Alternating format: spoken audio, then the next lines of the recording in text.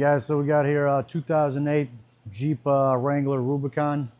This is the two-door edition. What we're going to do here is we're going to change out the axles in the back on it. And I'll show you guys the steps here if you guys need to change yours. In order to do that, we've got to take out the brakes first. So let's start out with the caliper. And that one's going to be 13 millimeter bolts to take the caliper off of the bracket. So we'll start out with that one.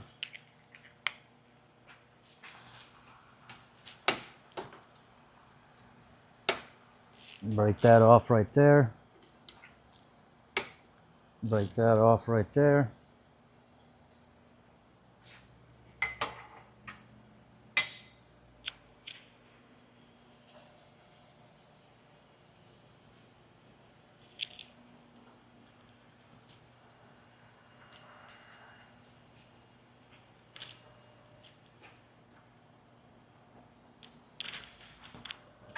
Looks like we need a little more on the top one.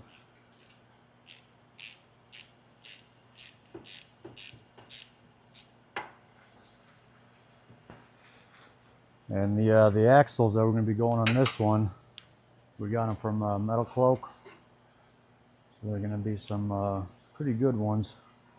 And everything, so we're doing a complete build on this Jeep. Getting it ready for the jungle.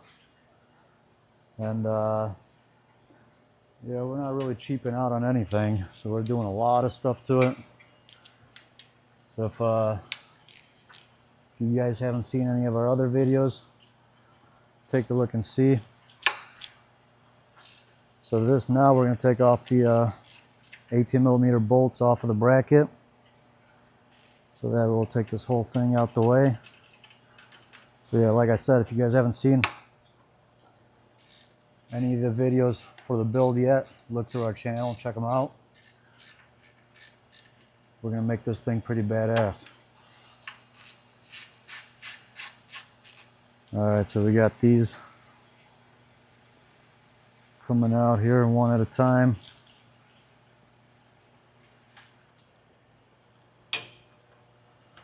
Yeah, so everything that we're doing to it is a lot of fun, except for what we had to do was we had to, because there's some surface rust all over the frame, so we had to paint all that. That wasn't that much fun.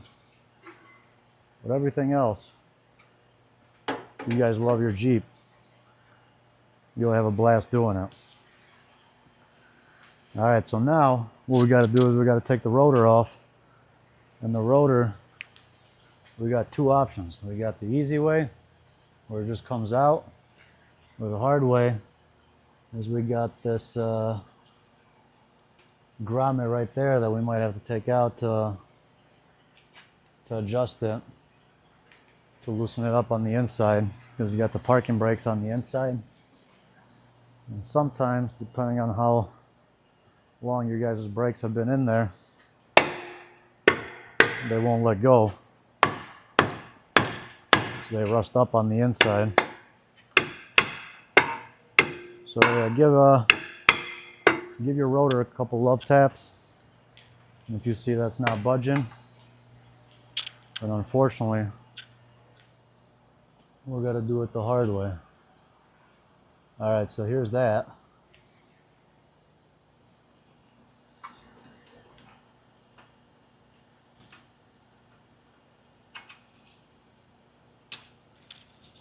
Got that out the way. Make sure you guys don't lose that.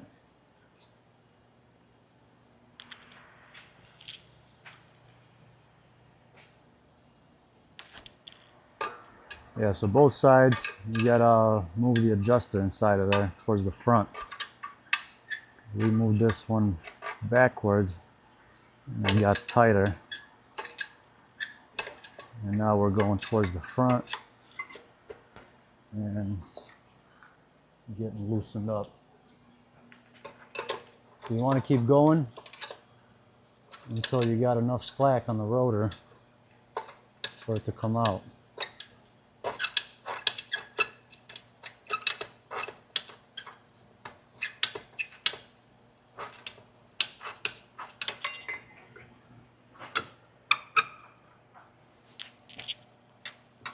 And then when we put the rotors back on, we want to readjust them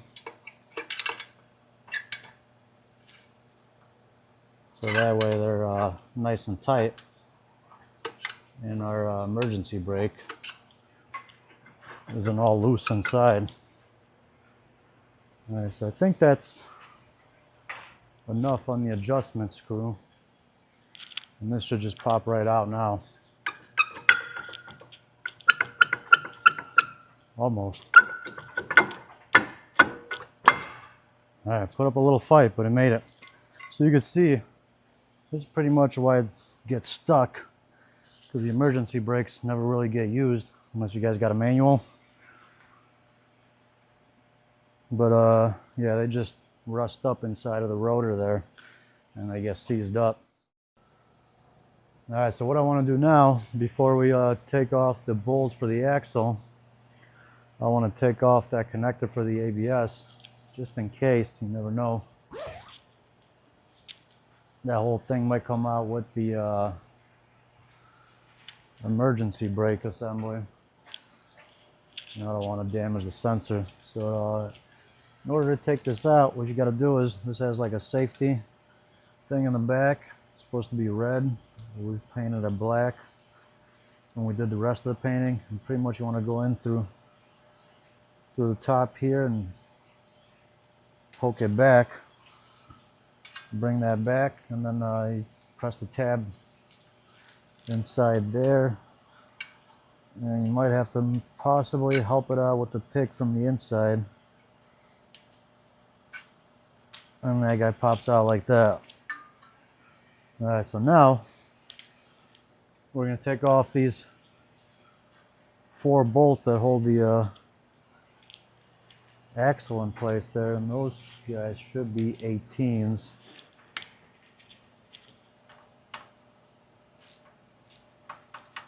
The 18s they are.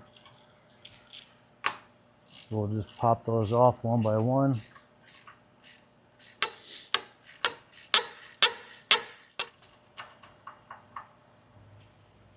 All right, that's one right there.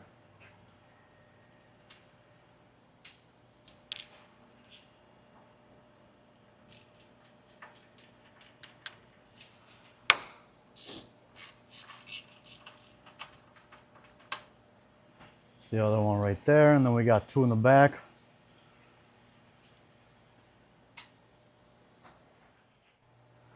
All right, so we got the 2 bolts in the back out too.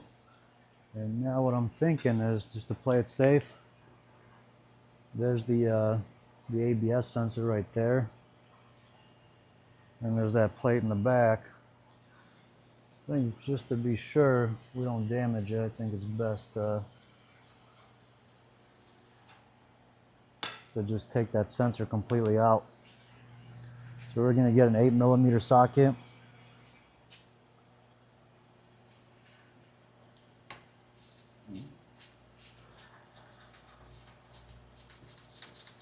And then we just hope that sensor does come out. This ain't quite the newest Jeep. And here in the Midwest, 10 years is like 30 years. Let's see if we can wiggle that guy back and forth. I'm just going to spray a little bit of penetrating oil around there and in the inside.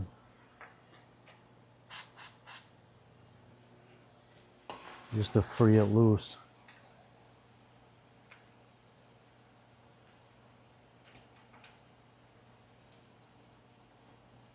Man, that guy's in there pretty good.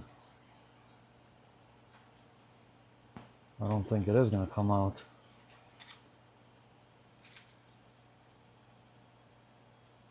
Or is it? Yeah, otherwise, we're just going to have to take our chances and just go real slow when we pull that axle shaft out of there. I think that's what we might have to do. So yeah, we'll leave that one for now. But if you guys can get yours out, better to do it that way rather than risk damaging anything. So to pull this out now, once you got the 4 bolts out, what we're going to do is take our rotor and we're going to put it in backwards, and then we're going to put our lug nuts back on there to hold it. Let's see if it comes out.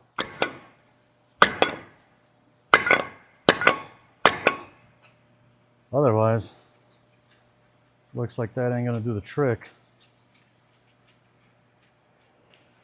Alright guys, so I got tired of playing games with this thing, so I pulled out the hub puller. I'm going to try to pull this thing out that way. That thing is not budging.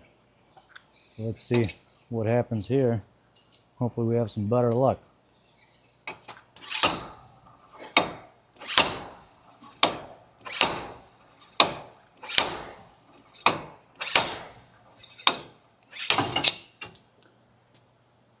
Alright, there we go. So yeah, this one made us work for it. And it should come out a lot easier than that, if all goes well.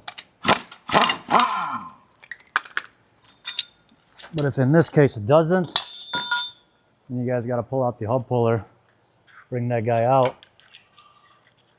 So there's that. So yeah, it's just been in there for so long. It's all seized up. So it didn't take too much effort with the hub puller. I guess it helps when you got all your tools handy to tackle, no matter what life brings at you. You always got to be ready to fight. All right, so we got that. Put that to the side. And this. So yeah, that can stay in place. But if you guys were thinking about replacing your parking brakes, this would be the time to do it. Alright, so for the axles, we're going to be doing the MetalCloak axles in the back here. And these we have to press in. They don't come like this, so make sure you guys put them in the right holes, depending on what kind of car you have. Our new axle shaft comes with this race. So we want to pull the race on the inside here that the bearing sits on. So we got a race puller over here. I'm just going to get this set up here.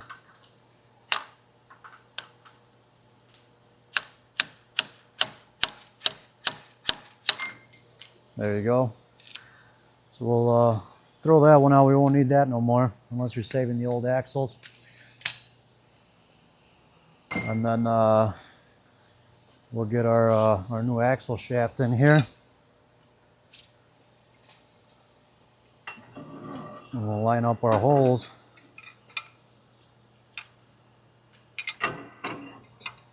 There's also this bushing here. What I want to do is I want to put a little bit of grease on that one. So that way it slides into place nice and easy.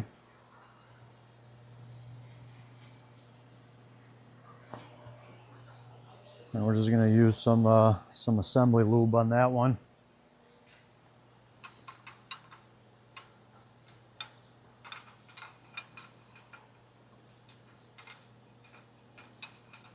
And that's going to be the seal over there. So then slowly, and over here, you want to lift it a little bit so we get it in the hole and line it up in the differential. And then line up your bolts or your studs.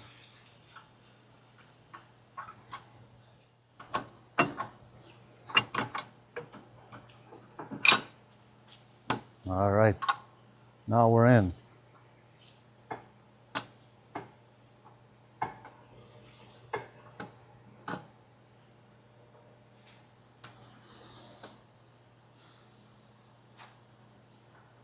Now we'll attach our 18mm nuts in the back.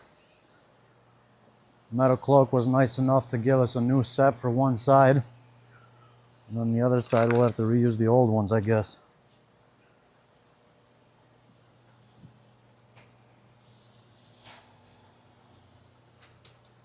We'll get those 4 bolts started off by hand on the back.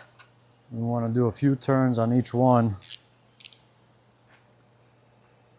Let's see, we'll go, it looks like these are a different size on this side than the original ones. The original ones were 18 millimeters.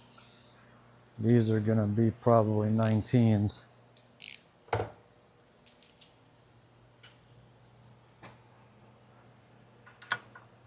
Alright, so we're going to go 1, 2, 3, 4, 5 on that one.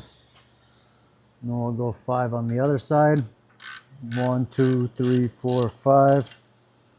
5 on the bottom. 1, 2, 3, 4, 5. We'll come 5 up top here. 1, 2, 3, 4, 5. And now we'll start all over again. So we'll do 5 on this one again.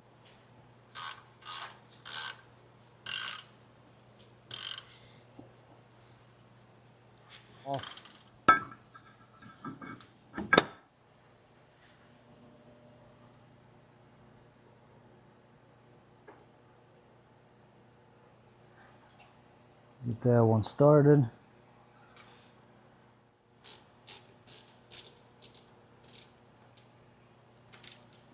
Up. And then put those back in there.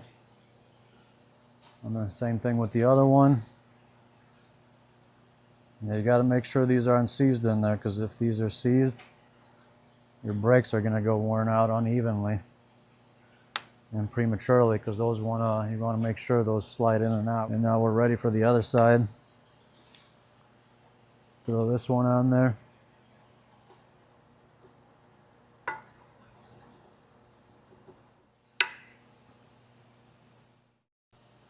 Alright guys, so that's going to wrap it up. There you have it, the repairs are done. Do the other side the same way and everything will work like it should, and hopefully that saved you guys some time and money. If this video helped you out, hit that like and subscribe. Drop us a comment below if you have any questions, and we'll see you guys on the next one. Thanks.